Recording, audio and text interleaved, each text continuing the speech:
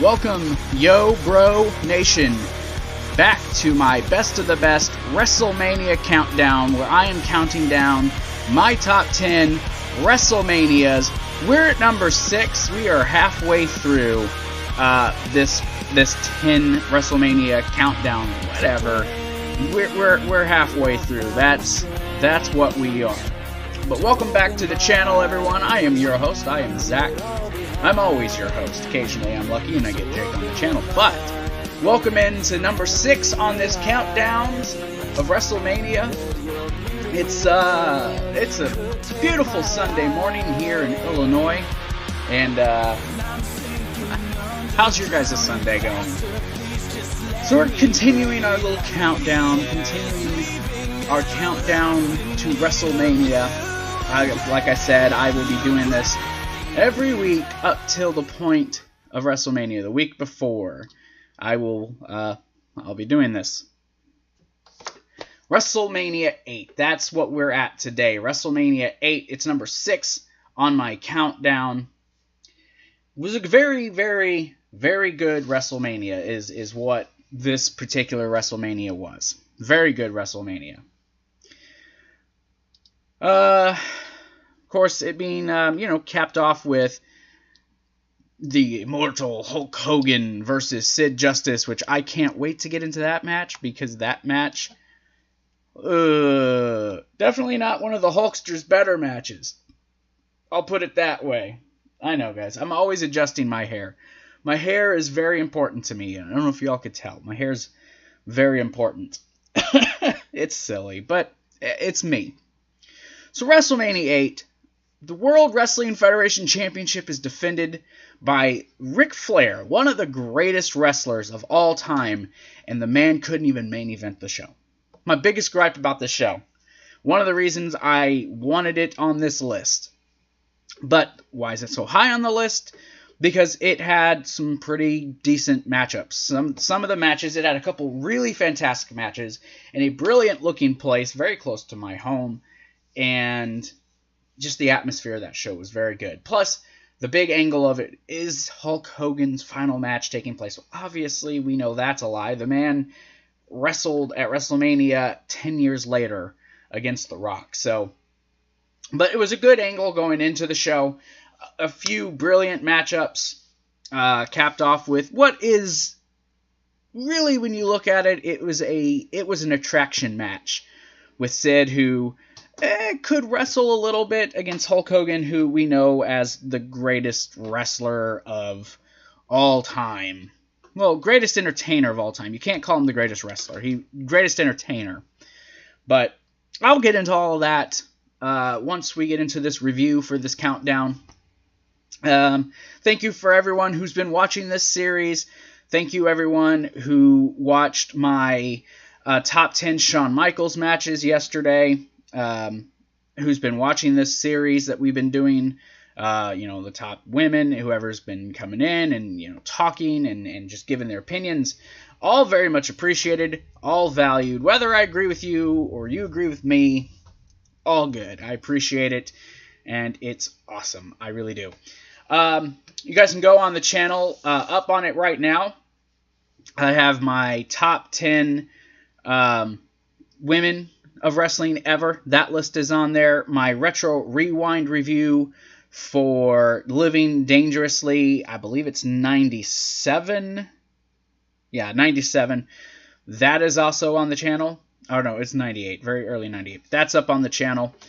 Speaking of retro rewind, if you guys go to Twitter, twitter.com/YoBroGaming, the poll is up. It's up for a few days, I think till Tuesday. The poll is up. You guys can vote for what's going to be the next Retro Rewind. Uncensored 96 is one of the options. Barely Legal 1997 for ECW. In Your House, April of 98, which is Bitter Friends, Better Enemies, which was featured by Shawn Michaels and Kevin Nash. And I threw a curveball in there. TNA Slammiversary 2005. Those are your 4 options. You guys can go there and you guys can vote on that. Some other programming notes.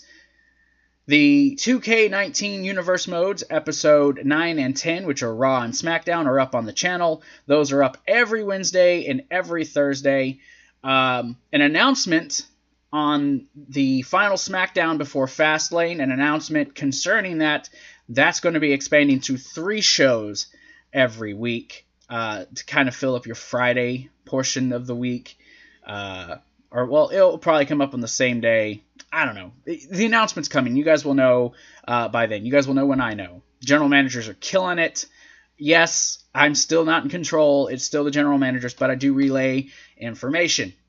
Also, this Monday's Classic Raw review will be up in the morning at 9 a.m. Well, between 8 and 10, somewhere in that range. So expect it to premiere at some point at that time.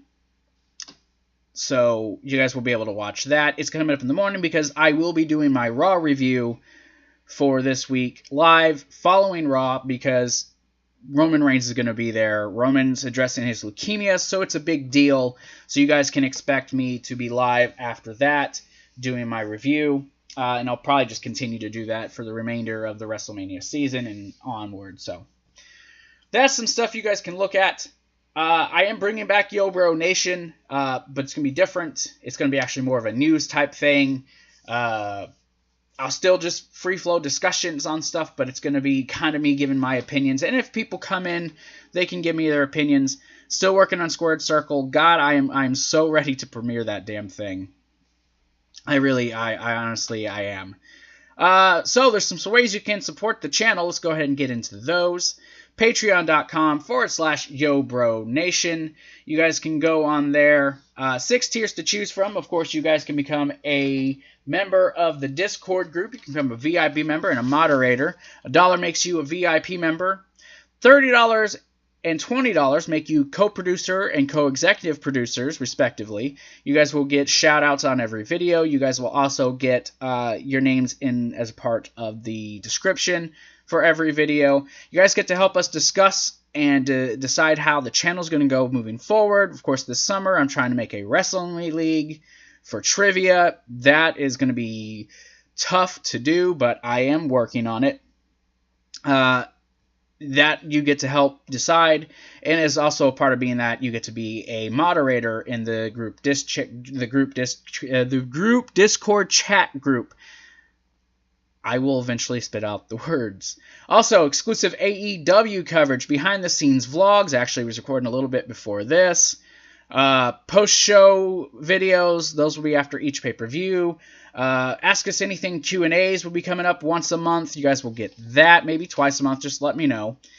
You guys get early access to Retro Rewind, to the Yo Bro Nation podcast, and the best of the best countdowns. You also get to vote on Retro Rewind. I'm getting it out to the public till I actually have some more Patreon members. Also, get gifts. If you're a Patreon member, you will receive gifts from us for being a member of our Patreon group. That is something you also get. Plus, exclusive AEW coverage for shows and everything once the company actually gets going. Ty Dillinger's been released. I didn't get to talk about it, but Ty Dillinger, hey, he's been released, and Cody Rhodes had some stuff to say on Pro Wrestling Sheet. You guys should go check that out. Some very interesting comments by one Cody Rhodes. So, look, if Patreon isn't what you're wanting to do, perhaps you'd like to go another route. There's a few other routes. You guys can also, start by doing this as your route to help us. TeePublic.com/YoBroNation. You guys can go there, buy our merch. We got Recess Never Gets Old. We got the Charlotte Reigns, the classic blue Yo Bro Gaming and Review shirt. We got a Squared Circle t-shirt, all that stuff. You got bags, you got some hats on there. There's cups, mugs, phone cases, all that stuff's on there. You guys can go there. I am going into looking at other places that I can sell the merchandise where you guys can have more options. Well, this one is a little pricey. I'm not going to lie, but it is quality material. Okay, so maybe perhaps, maybe it isn't this that you guys are wanting to use. I do have other options that you guys can, you guys can go about helping us that are free, actually. You guys can also go ahead. There's Streamlabs. You guys can do just $1 if you guys want to do it that way. You guys can go to our Twitter and follow us on Twitter. Go to Facebook, like and follow us on Facebook. Join our group chats in the Discord. That is free. The best thing that you can do is share, like, and subscribe to this channel. It's free, gets us exposure, gets us around. Tell your friends about us. That stuff, awesome things. It's the best thing you guys can do, and it's definitely much appreciated. With all of that out of the way, I find it hard every time that I try to go through that. I always stumble because it's like, gosh, remember this, remember that, don't forget to do this. I am adding an Instagram account, by the way. That will probably be maintained by my girlfriend. She don't know this yet, but she's probably going to be the one who's going to help me maintain that. So, love ya. Let's get into this. WrestleMania 8, live from Indianapolis, Indiana, at the Hoosier Dome on April 5th, 1992. This is, of course, number 6 on my countdown of 10 WrestleManias, my favorites. What are the qualifications? How much did I like it? How much did I remember? What did I find made it most memorable versus other ones? That's it. And is it a consensus type thing? It's just basically me deciding what is it that I like the most. I didn't even grab my water. I'm going to suffer through this video. So, promo package highlighting the double main event of Hogan and Sid and Savage and Flair. Of course, the ending of it just showing Hogan over the city of Indianapolis because they're still big Hogan cocksuckers at this point. Not trying to be mean like Hulk Hogan, but Jesus Christ, the more I watch it, the more I think of how they pushed Roman Reigns. It's really bad. Your commentary team is Gorilla Monsoon and Bobby the Brain Heenan, possibly the best, well, not possibly, is the best commentary team, followed by JR and the King, and then in my opinion, Taz and Mike Tenay, or like my third favorite commentary team, and then probably Monsoon and probably Monsoon along with Jesse Ventura, and then I would put in my top 5. I would put Cole and Taz in my top 5. I know that's weird, but I would. So, moving on. Reba McEntire, she performs America the Beautiful. Thing about this entrance, in this huge place, they never actually gave you an actual attendance figure. I think it was around 70,000. That's what they kept saying, 20, 50, 70,000 people. They had the entranceway super small. They used it for a lot of their shows. Later on, it became the Raw entrance. And all it was the little neon-lit WWF logo and entryway. Super small, but it was alright. I liked it, I suppose. It was cool. I'm not going to take too long in the matches. I've been doing that a lot. But in the main matches, I'm going to hit the key points in this thing. I don't want it to be a full-on review. But El Matador, Tito Santana versus Shawn Michaels. Of course, he's with Sensational Scary Sherry. This is right after Shawn had broke off from Marty Jannetty. The super kick through the barbershop window. Of course, he's with Sherry. His theme music at this time is actually the version sung by Sherry. Most people don't remember that. I certainly forgot it. It took me a second to be like, oh, wait a second. Oh, that's Sherry singing that damn song. Oh, okay. I see. So this was right after the Rocker split. Shawn Michaels coming out. He's all cocky and being arrogant. Tito Santana, the look he had reminded me of the Los Matadors, and I'm almost positive they just ripped that off. Like, it worked for Tito Santana. Let's take these guys who are Puerto Rican and let's make them Mexican. Works, right? HBK started off cocky. Santana, though, he kind of wrestled Shawn Michaels down. Clothesline Shawn Michaels to the outside. Shawn was all disoriented. Shawn sold great in this match. Tito, kind of kept wrestling Shawn down. Every time Shawn would try to pick up the pace, he'd get him to the side headlock and just get him down to the mat. So to no avail did he do that. Tito, the wily veteran, would outsmart Shawn Michaels throughout this match. Shawn, though, at one point tosses Tito over the ropes. It took a very nasty little spill. Shawn obviously did take advantage, but Tito kept fighting back. I mean, the man was already a big vet by this point. Looked in tremendous shape, though. keeps fighting back, gets hit with a super kick. Rather than Shawn going for the cover, because I don't think his finisher was the super kick at this time. He was using it, but I don't think it was his finisher yet. He starts showing off. Tito gets up, hits his flying forearm finisher. Shawn smartly rolls to the outside. Tito goes after him. They get back in the ring. Tito starts building some momentum. Hits his flying forearm again. Shawn Michaels again rolls out of the ring. Tito grabs Shawn by the hair, tries pulling him into the ring. Shawn, with a crossbody over the top rope, falls down onto Tito with Sherry holding Tito's feet. 1, 2, 3. Shawn Michaels wins this match with the assistance of Sherry Martel. Obviously, after the match, Tito was, rightfully upset. The match was okay. It was a good opening contest. Shawn Michaels, you could tell he was still getting used to the singles role. He was still kind of building that Heartbreak Kid character. But him and Sherry looked great together. Scary Sherry, whatever you want to call her. Great manager. You can hear her out there the whole time just yelling things out. Profane things towards Tito Santana, and then just kind of getting into Shawn, like, hey, got to do this, go for the cover. But Shawn, you can see him building that cocky character. I really enjoyed it. And the commentary on this, Heenan was very racist. I'm sorry. I love, God rest his soul, but Heenan sounded very racist during this match. Up next, Mean Gene Okerlund interviews the Legion of Doom, who, returning as their manager, Paul Ellering. He says that it is not money that he's here for, but it is revenge that has brought all of them back together. Animal, well, I tell you something, Gene! God, these people yelled all the time. Animal says that they owe Jimmy Hart and that he's the lowest scum on the earth for betraying them and costing them the titles. Hawk says that they're the best tag team because they're in the hearts of the fans, and they know where the fans' hearts lie. And then, Paul Ellering was on point in this. I love the dude. Why did they take him away from AOP? Oh my gosh.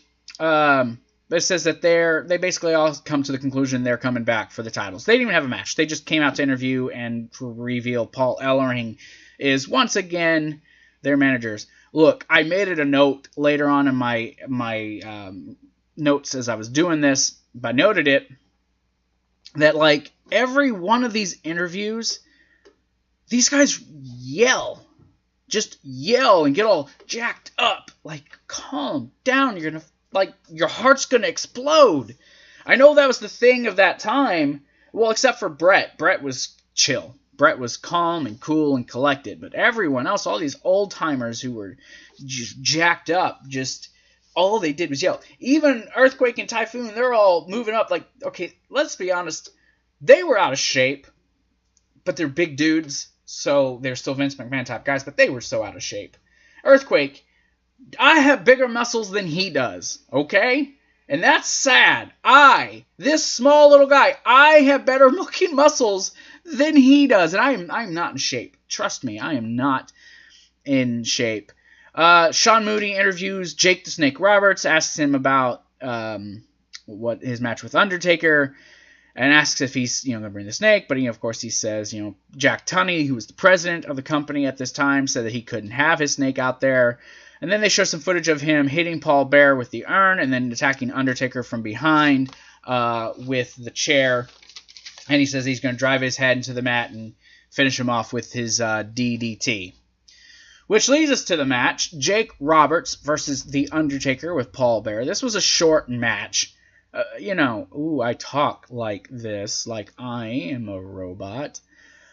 Jake kept ducking Undertaker, would hit a shot, finally close the line, Taker to the outside, but Undertaker grabs his feet, drags him out, gives a few shots to Jake, Jake gets away, Jake starts attacking Undertaker again, but Undertaker, he just keeps coming back. This was Undertaker, early Undertaker, only in for the company a little over the year, had just turned face. Having this feud with Jake Roberts. And, he's in that, zombie. He's a zombie mortician who lives in a casket. I mean, come on. This was like Undertaker. Just, you'd punch him, kick him, and nothing worked. It was weird watching it and going back and rewatching Undertaker and you know, when you're used to, you know, his fight game that he brought to the character. It's different. So Undertaker, you know, he gets Jake by the throat, just kind of choking him out, starts methodically, you know, dissecting him, you know, slow, methodical elbows and punches and leg drops, and does his flying clothesline. But Jake, you know, Undertaker goes for something. Jake hits the DDT. Jake doesn't go for the cover. Jake just kind of sits there and he's selling like, oh, geez. And he starts laughing like, oh, this is over. Undertaker, though, sits up. Jake, you know, he goes back to the attack. Taker keeps getting up. You know, he gets back up. Jake hits another DDT. Doesn't go for the cover. Instead, goes to the outside. Grabs Paul Bearer.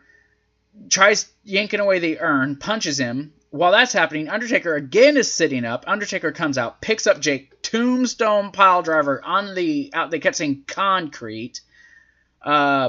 Rolls Jake into the ring. 1, 2, 3. Jake the Snake Roberts loses after a tombstone on the outside. It was an okay match. Again, not as good as the first match, but this was early Undertaker. See, when a lot of people think of the Undertaker streak, which I obviously go over a few of those matches throughout my countdown, but you know, this isn't on par with, say, Ric Flair versus Undertaker or Undertaker and Shawn Michaels. A lot of his matches, you know, Giant Gonzalez, King Kong Bundy, Jimmy Snuka, these matches weren't these classics that we got. They just weren't. You know, he didn't really have, honestly, a actual good WrestleMania match, I think, until WrestleMania 12 when he took on Diesel. Like, going back and rewatching, that to me was his first, like, actual good match. So, you know, that's something to think about. These weren't, like, classic matches like people are, like, it's touted that they were. You know, Undertaker's streak, this amazing streak. He had some duds along the way. Mean Gene Okerlund interviews both the Intercontinental Champion, Roddy Piper, and challenger Bret the Hitman Hart. Piper starts with, you know, first off, I loves your family, your mom, your dad. He talks about how he remembers Bret in diapers, but wasn't able to, you know, he wasn't potty trained until he was 12, or having a sandwich, but it was only one piece bologna. But hey, it's okay, he was hungry. You know, he just kind of makes fun of Bret in sideways comments. Puts his hand on Bret. Bret grabs him. He's like, oh, okay, I'm trying to have fun, you know, get you relaxed. We're going to have a you know, really great contest tonight, and you want to get all like this. And Bret's like, look, I just worry about winning the title. That's all I care about. And they get into, you know, Piper, he pulls the belt off, you know, go away. They get tense real quick. So, the next match is Roddy Piper defending the championship against Bret the Hitman Hart. This was the first, like, awesome match of this show. Piper, of course, won the title in January at the Royal Rumble after defeating the Mountie, who beat Bret due to Bret's, I think they said like 102-degree flu temperature that he had. They started out by filling each other out, collar elbow tie-ups, testing each other's strength. Bret, you know, after they're testing their strength, Bret gets a hold of Piper's arm. Piper's like chopping him, giving him some kicks. He spits him in the face, but Bret just kind of keeps him down, works over the arm a little bit. Bret drop kicks Piper out of the ring almost, but then faked an injury, like he hurt his shoulder. Piper walks up to him, small package, only a 2 count. Piper gets mad, slaps Bret in the face, so the two get heated. Piper gets a cheap shot on Bret. You know, they go to the outside, they fight. Piper lets him back in the ring, gives him a cheap shot when he tells him his boot's untied, takes advantage. Bret, at some point, they never go back and show it, but Bret ends up busted open. Meanwhile, Piper is just, I mean, he is absolutely just laying into Bret during this match. Bret tried to make a comeback by knocking Piper to the outside, but Piper gets back in. They hit each other with a double clothesline. Piper's first to his feet. Piper goes to the top rope. Bret, you know, catches Piper on the top rope, suplexes him off the top, builds momentum, starts hitting his, you know, Russian leg sweep, the backbreaker, starts building momentum, building up to the sharpshooter. Piper's able to evade the sharpshooter. They get some more back and forth. They're both on their knees. You see the blood on Bret. Bret's selling that he's hurting. They start taking some shots. Ref ends up taking a bump in the corner. Piper goes to the outside, decides to grab the bell. He goes in and he's teasing using it, but he's looking around at the crowd, and the crowd's like, no, boo. So he tosses the ring bell out. Crowd, pops. So he, like he said, decides not to use it. Brett goes for a punch. Piper ducks it, puts him into the sleeper hold. Brett's trying to fight out of it. Brett uses his feet, crawls up to the ropes. You kind of saw this if you remember Survivor Series 96. Brett does this to Austin when he has the $1 Million Dream on. But he rolls through, pinning Piper down and winning the Intercontinental Championship for a third time. Afterwards, Piper decides to show some respect to Brett. That he gives Brett the belt, helps him up, puts the belt around his waist, and then he helps Brett back to the back. Fantastic match. Fantastic. At this point, best match of the night. I was really divided between this and the WWF title match as far as which I thought was actually the match of the night. Tough call. But I do think the WWF title match edged this one out just ever so slightly. But I'll get to it. Heenan introduces new WBF competitor. That's the World Bodybuilding Federation. Not many people know Vince tried to do a separate company in the early 90s built around bodybuilding because Vince loves himself some beefy dudes. Lex Luger, who Heenan says will be the next WBF World Champion. He cuts an okay promo about the different guys he's there, talks about his physique and how he works this muscle, that muscle, and how he's very full of himself, very confident. Of course, the whole thing would go under, and then Luger would join them at the Royal Rumble the next year as the narcissist. So he'd actually start wrestling. I'm not sure. Let me know in the comments. I don't know. I'm not positive if Lex was still wrestling with WCW at this time, and he was doing that. I'm going to assume not, since he was showed on television for them. But I don't know. Someone let me know. Maybe he was. I don't know. They show all the men in the 8-man matchup, cutting their promos. Guess what, Simon Miller? Repo Man was there. Oh my God, you get Repo Man. Shout out to Simon Miller. The Nasty Boys, the Mountie, they cut their heel promo. Yelling, of course. Then Bossman, Sergeant Slaughter, Hacksaw Jim Duggan, and Virgil with a mask because he apparently got hurt by Sid, cut their little face promo. So they get the special ring announcer, Ray Combs, who was the host of Family Feud, to come out. He says he took a survey of 100 fans, makes fun of the Mountie, says that he doesn't understand most of the English language, talks about the Nasty Boys sharing a brain, and about Repo Man's family wanting him to be a boy when they had him. And then, of course, they chase him off. This match was dumb. Not the shortest match of the night, but a dumb match. The face team took it to the heels. They kind of brawled. You get some back and forth with all the members of the different teams just kind of getting in, kind of taking it to each other's. Of course, the heels were heels in this match. Like I said, each competitor got their offense. Surprisingly to me, the standout of this match, even though the short time he was in this match, was Virgil. Of course, Virgil, before this, was not a full-time wrestler. He was a manager. I don't think he'd ever wrestled a match until he teamed up with DiBiase a couple years before this. So Virgil, not a wrestler per se, but did really well. Things start to break down there at the end where the Nasty Boys and everyone, they start battling. The Nasty Boys get a hold of Virgil. They're going to use his mask and hit him in the face and shatter his face again. Virgil ducks. So Brian Knobbs, he gets hit with the mask instead. Virgil covers him. 1, 2, 3. The face team wins this match. Like I said, just it's not exactly a 5-star classic for sure. Not a great match. Really, it wasn't at all.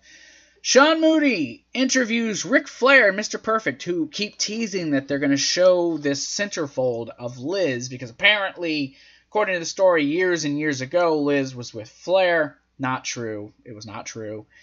But says that they're going to show it to the world on the big board above the ring. So Randy Savage needs to keep a look. And then Rick's kind of talks about walking the aisle and winning his second time championship or trying to win back the respect and this and that of Miss Liz, but says that he will give Liz one last shot to ride Space Mountain. And in the most weird comment, and Rick's like, yeah! Perfect says, hey, champ, can I ride along with you this time? He's like, yeah! It's like, dude, Space Mountain. Just riding his dick, dude. Think about that. Mean Gene Okerlund, though, outside Randy Savage's locker room, says that he's not taking interviews, and then goes on this diatribe, only like Mean Gene can, about maybe he's focusing on winning the title, maybe he's focusing on winning back the honor of Miss Elizabeth. So, that leads us to the first of the double main event, Ric Flair with Mr. Perfect versus Randy Savage, without Miss Elizabeth, actually. A lot of people upset because this wasn't the last match. But, Hulk Hogan always got top billing. But actually, Hulk Hogan was supposed to face Randy Savage at this. But these two did have that personal rivalry, so Ric Flair ultimately faced Savage. There was a lot of behind-the-scenes issues that were going on as to why that match never took place. Honestly, I'm glad. I'm glad it was Ric Flair and Savage instead, personally. Savage, without Liz, sprints to the ring, goes right for Flair. Flair tries to leave. He gets Flair out in the aisleway. Perfect grabs him from behind, so Savage chases him. Ric Flair's taunting him this whole time, so Savage gets in. Flair tries to get the advantage of the distraction of Savage, but Savage, like a fucking madman, just goes ham on Ric Flair and just kind of beats up Ric Flair for a while. Savage, who was in control, kind of let his emotions take over when the ref was, counting him in the corner. Ric Flair was able to, get the control by dumping Savage to the outside with a back body drop. Savage landing nasty right on his back. That would be the focus of Flair quite a bit throughout the rest of this match. Ric Flair, though, he kind of, takes the pace down. He's working over the back of Savage. Some suplexes onto the, some suplexes. He drops him against the apron. Some pretty heel stuff. I know, I'm trying to formulate a word, and it's like, blah.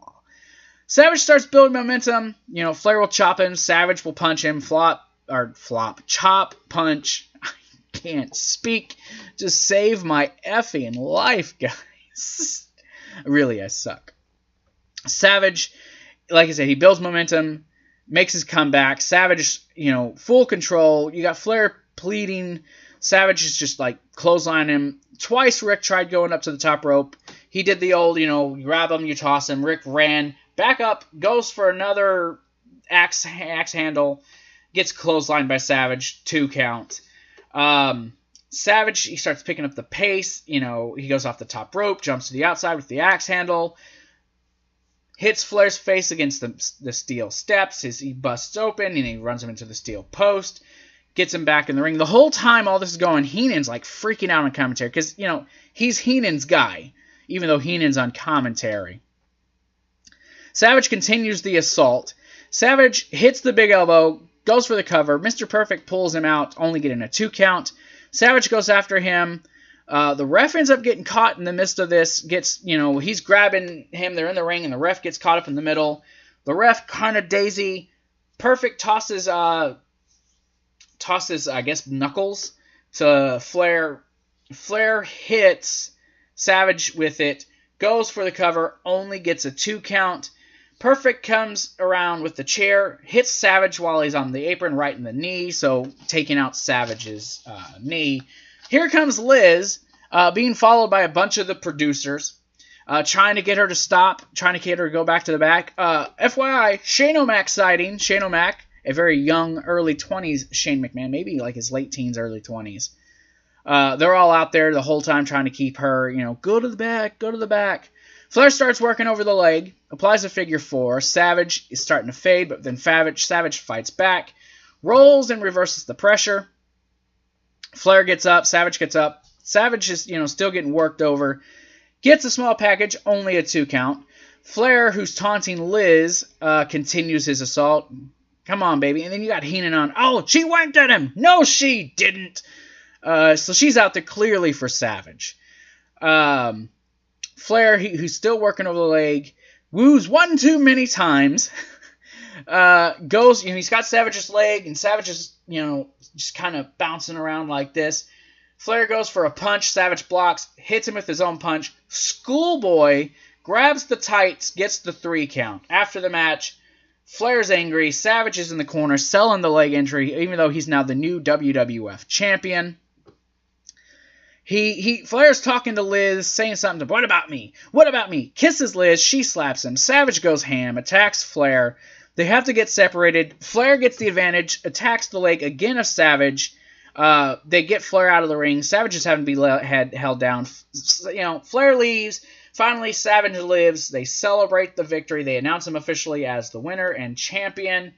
And they celebrate their newly won championship. I gotta add more stuff there. I can't see the words. It's hard to read.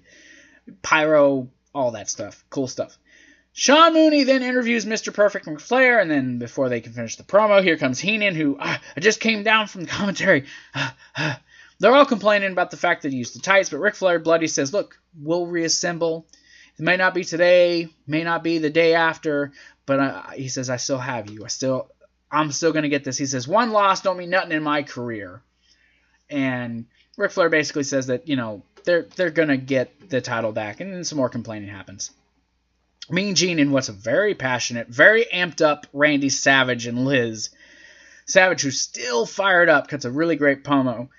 He says, this is just a piece holding the belt. He says, I want all of it. I want all of the Nature Boy package. So he's like, because he's like, oh, you won in what some might say controversial. He's like, I don't care. Doesn't matter to me. I got what he lives for. He breathes for. Ooh, but I want the whole package. Ooh, yeah. Getting really in real Randy Savage mode. Awesome mode.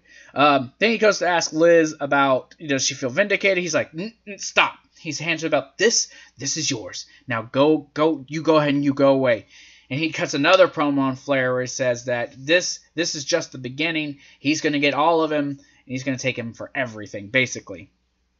They show some highlights of the WrestleMania press conference where they announced Hogan as the #1 contender. That obviously changed. Then they showed Saturday Night Main Event. Sid, who was upset at the press conference, why Hulk Hogan and not him, leaves Hogan, turning on Hogan during their tag match against Ric Flair and I forgot who he was teaming with. Then they just kind of show Sid's path of destruction, destroying the barbershop set, threatening to rearrange the face of Brutus Beefcake. Show him just destroying people on his way to WrestleMania.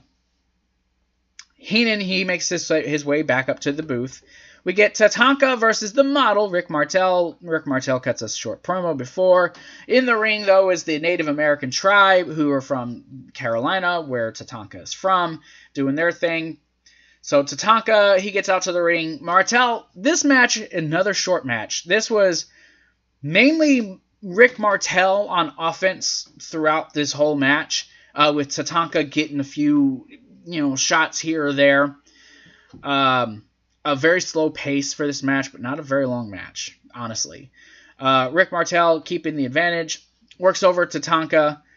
Martel, who's on the top rope. Tatanka grabs the top rope, starts shaking it. Martel falls and lands on his stuff. Tatanka starts building momentum. They call it tomahawk chops over his head. But Martel again gets the advantage, slows the pace down. I'm thinking, well, damn, how long is this match actually going to go? But Tatanka does a running crossbody, covers him for a 3 count. Tatanka wins in what was not a good match. There was some really awesome matches, but there were a lot of duds too on this show. But I remember it before, obviously for the Randy Savage portion of this show. Let's see, what was next? Sean Mooney interviews Money Incorporated with Jimmy Hart. They cut their promo. Money. Don't write checks that you can't cash, and talk about they're going to keep the titles. Gene Okerlund interviews the natural disasters, typhoon and earthquake. I had a kick out of these guys when I was a kid, but now I'm watching them. It's just a couple overweight, older dudes who say they have something special for Jimmy Hart and yelled the entire time, because I guess Jimmy Hart screwed them over as well. Tag Team Championship match, Money Incorporated with Jimmy Hart versus the Natural Disasters. Heenan, after the whole Ric Flair thing, he was something else the rest of this night, for sure. some lady with, you know, a natural disaster sign in the crowd says she wouldn't be doing this if she was at home in the kitchen instead of being out here like a bimbo, and just dead silence for like 30 seconds. Nothing was said. Heenan, man, he certainly was a weasel. DiBiase tried making it a power for power match with Earthquake, but he obviously outpowered him, so they kind of got to outthink the natural disasters, but they get in the ring quickly and just they start dominating. They wore down both members of Money Inc. because kind of using their strength. Money Inc. eventually just kind of has to try to outsmart them, you know, double team moves, etc., stuff like that, outthinking them, doing heel things to get the advantage. You get a double clothesline. Typhoon tags in Earthquake. DiBiase tags in IRS. Natural disasters start taking the advantage of this match. Earthquake, when they got the advantage, goes for his big splash. He's jumping around, you know, doing his Earthquake thing. IRS gets pulled out by Jimmy Hart. They just walk away. They grab their belts. They leave ring side, and the natural disasters win via disqualification. They looked very unhappy after this. They would never be tag team champions. Maybe this is just my opinion. Look, the match wasn't that great. Again, another match that wasn't great. This was a very uneven match. I know they could have done better with other teams, but this was, I guess, kind of an awkward period for the company with teams. I mean, they had LOD. Why didn't they just throw LOD into this? That had to wait, though, till SummerSlam before LOD would get a shot against these guys. Maybe it's just me, but I feel like Money Incorporated is one of those tag teams who don't get good credit. I mean, they weren't a team for a long time, but IRS and DiBiase were a pairing for a long time when you got the $1 Million Corporation and everything put together in like 94, 95, that time frame. IRS was a part of that. I really feel like they were underappreciated tag team. I really think they could have been a Hall of Fame tag team. I really thought they were good, and they were a great pairing. Defended the titles a couple WrestleManias back-to-back. Walked away with the titles both times, even though you can't say they won clean. But they were still managing to keep those belts, you know, 2 WrestleManias in a row. So, good on them. Interview with Brutus the Barber Beefcake by Mean Gene Okerlund. He basically sucks up to Hulk Hogan. Says, I've seen him at the highest of highs and the lowest of lows. You know, hey, you're one of his best friends. I am a best friend, but you could say that's even an understatement. I'm the #1 Hulkamaniac, and I'm here with the 70,000 other Hulkamaniacs to say that we're behind him. Blah. Like, get the hell out of here. Brutus Beefcake's career will not be known for anything he actually accomplished in the ring. His career will be known for being the best friend and the guy who bent over for Hogan anytime Hogan wanted to get his cock sucked. Just being real. If little kids are watching this, I apologize. Go cheer for Hulk Hogan. But Brutus Beefcake is ridiculous. Just saying. I know I'm going to get some heat for saying that. I don't care. This match, what was this for? Owen Hart versus Skip. Owen Hart's already making his entrance when they show him coming to the ring. He does a little backflip off the top rope as a part of his entrance. As soon as he turns around, Skinner spits, I'm guessing, chewing tobacco in his face. Dude just takes it right to Owen, just beating up on him, pounding on him. Hits a reverse DDT only for a 2 count. Goes to throw Owen Hart over the ropes. He grabs it, pulls himself back up, back into the ring. Rolls up Skinner. 1, 2, 3. That's the match. Lasted like a minute and a half. It is what it is. This was a weird interview. Mean Gene Okerlund interviews Sid Justice, or Psycho Sid, or Sid Insane Justice. Sid, he says, yeah, this is going to be a barber. And Sid, no! Shut up, you short, bald... I think he called him a gopher, or... I don't even know what he said. It's Sid. Listen to Sid's interviews. You'll understand. Says this will be no barn burner. He promised Hogan that. And he says that he is the master and Hogan is the learner. He was going to end the interview, but Hogan's like, no! You said that you were going to... This could potentially be Hogan's last... No! I promised him this would be his last match. He says, well, that's not what Hogan said. In fact, my colleague, Vince McMahon, did an interview where they did the little sit-down interview where Hogan talks about, you know, I'm trying to divide all my attention amongst all this stuff. And, you know, Mass, is this it for you, Hogan? Or, hey, Hogan, can you get past Sid? And he says he won't know this is his last match till he actually leaves the ring. Well, Vince says, well, if it is indeed your last match, on behalf of myself and everyone here in the WWF, thank you for the memories. Thank you for Hulkamania. What? Main event time. The actual main event, because, you know, the WWF title isn't as important as Hulk Hogan. Before I even get into this was not a good match. It just wasn't. It was a piss poor main event. Not as bad as, say, that 8-man tag. It was much more entertaining, obviously. This match was kind of plagued with some botches throughout the match. Sid, who was not a great wrestler, Hogan, who was not a ring general, were put together because they were two big guys, and Vince loves big guys. I'll get to the big blunder that happened when I get to the end of the match. Yeah. So Whippleman introduces Sid. Sid, Hogan's out making his entrance, attacks Hogan right away. Hogan fights back, beats the crap, gets Sid out of the ring, and then, without the music ever stopping, finishes his entrance, ripping the shirt off and, you know, posing and taunting. And the music never ends. Just shaking my head. I'm just shaking my head. Sid, though, pretty much takes advantage, ripping at Hogan's face. Hogan regains control. Sid, though, rolls out of the ring, kills momentum. They lock up, doing a test of strength. You know, this pose. But Sid gets him down. They sit there for, I swear, 5 minutes just doing that. Hogan will start to hulk up and get put back down. Finally, Hogan gets up. Sid pushes him into the corner. Attacks Hogan some more. Let's see.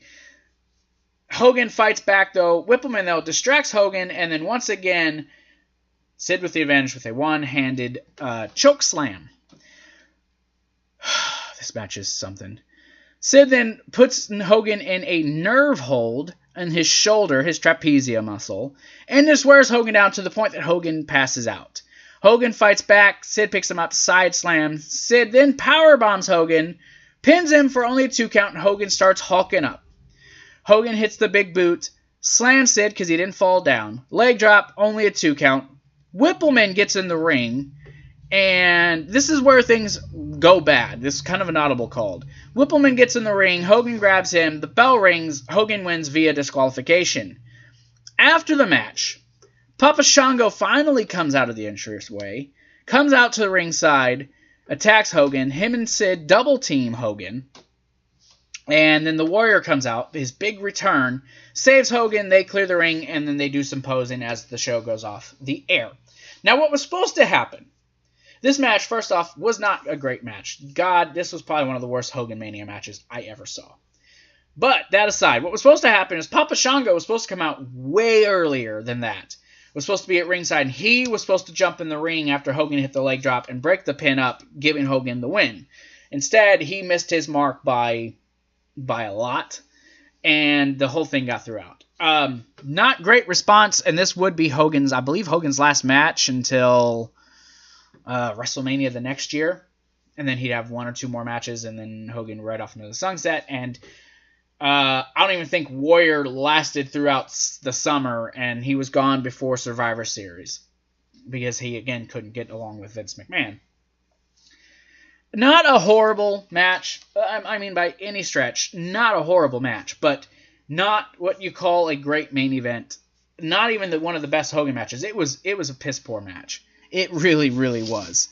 But hey, I am for sure positive that the match that should have main evented this show was Ric Flair and Randy Savage. But it didn't happen, and I can't have a time machine, and I can't go make Vince McMahon change his mind. So what am I to do? What am I to do?